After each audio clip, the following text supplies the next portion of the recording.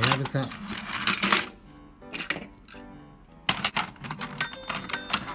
小町、ドクターイエロー、N700A 新幹線、SL 銀河、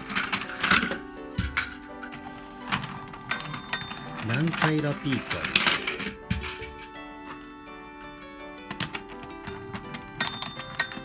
京阪電車トーマス号、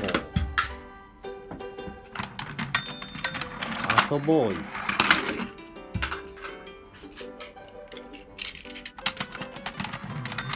寝台特急北斗星、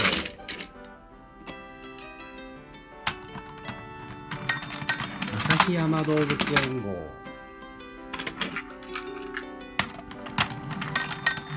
成田エクスプレス、寝台特急カシオペア、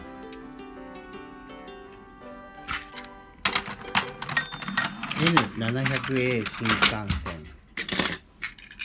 最後ははやぶさ。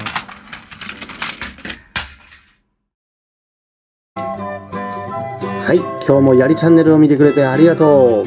チャンネル登録はここの赤いボタン。この動画が楽しかったらグッドボタン。